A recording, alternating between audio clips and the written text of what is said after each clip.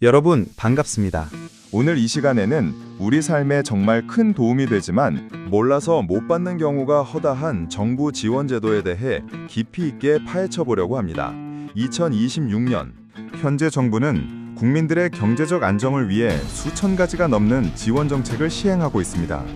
하지만 정작 필요한 사람들은 정보의 바닷속에서 길을 잃거나 복잡한 절차 때문에 포기하곤 하죠.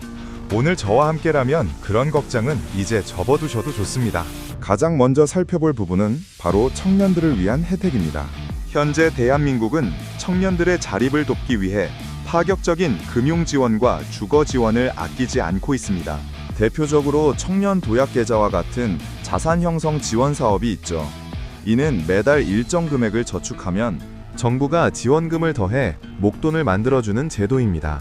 단순히 이자율이 높은 수준을 넘어 국가가 여러분의 미래에 직접 투자하는 개념이라 보시면 됩니다. 또한 월세 지원이나 전세 보증금 반환 보증료 지원처럼 주거 안정을 위한 실질적인 도움도 강화되었습니다. 사회 초년생이라면 반드시 체크해야 할 필수 코스입니다.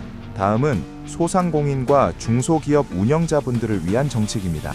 고금리와 경기 침체로 어려운 시기를 보내고 계신 분들이 많을 텐데 정부는 이분들을 위해 저금리 대환 대출이나 경영 컨설팅 비용 지원, 그리고 스마트 상점 기술 도입 지원 등을 활발히 진행하고 있습니다. 특히 최근에는 디지털 전환을 돕는 지원금이 대폭 늘어났습니다. 키오스크나 온라인 마케팅 비용을 지원받아 매출 구조를 개선할 수 있는 기회가 열려 있습니다. 사업자라면 매달 업데이트되는 중소벤처기업부의 공고를 확인하는 습관이 돈을 버는 길입니다. 중장년층과 경력 단절 여성분들을 위한 재취업 및 교육 지원도 빼놓을 수 없습니다. 내일 배움 카드를 활용하면 직업훈련 비용의 상당 부분을 국가가 부담합니다. 데이터 분석이나 코딩 같은 첨단 기술부터 요리, 제과, 제빵, 사회복지사, 자격증 취득까지 배움의 문턱이 매우 낮아졌습니다. 단순히 교육만 시켜주는 게 아니라 실제 취업으로 연결될 수 있도록 매칭 서비스까지 제공되니 제2의 인생을 설계하고 싶다면 이보다 좋은 도구는 없습니다. 그렇다면 이 많은 정보를 어떻게 하면 효율적으로 활용할 수 있을까요? 방법은 생각보다 간단합니다. 첫 번째는 보조금 24를 활용하는 것입니다. 정부 24 홈페이지나 앱에 들어가시면 내가 받을 수 있는 혜택을 한눈에 보여주는 서비스가 있습니다. 개인정보를 입력하면 연령, 거주지, 소득 수준에 맞춰 맞춤형 리스트를 뽑아줍니다. 일일이 각 부처 사이트를 돌아다닐 필요가 없다는 뜻이죠. 두 번째는 신청 시기를 놓치지 않는 것입니다. 정부 지원금은 예산이 정해져 있기 때문에 선착순으로 마감되는 경우가 많습니다. 따라서 관심 있는 분야에 알림 설정을 해두는 것이 중요합니다.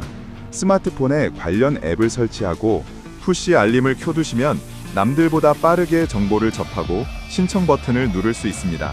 세 번째는 서류 준비의 철저함입니다. 지원 조건에는 부합하지만 서류 하나가 빠져서 탈락하는 안타까운 사례가 정말 많습니다. 신청 전 공고문을 꼼꼼히 읽고 주민등록등본, 건강보험, 자격득실 확인서, 소득증빙 서류 등 공통적으로 요구되는 서류들을 미리 디지털 파일로 저장해두면 신청 시간을 획기적으로 줄일 수 있습니다. 여러분, 정부 지원금은 공짜 돈이 아니라 우리가 낸 세금을 정당하게 돌려받는 권리입니다. 정보의 비대칭성 때문에 누군가는 혜택을 누리고 누군가는 소외되는 일이 없어야 합니다. 오늘 제가 말씀드린 내용들을 바탕으로 지금 당장 보조금 24에 접속해보세요. 여러분의 통장을 든든하게 채워줄 숨은 보물이 기다리고 있을 것입니다. 다음 시간에도 여러분의 경제적 자유를 돕는 유익한 정보로 찾아뵙겠습니다. 시청해주셔서 감사합니다.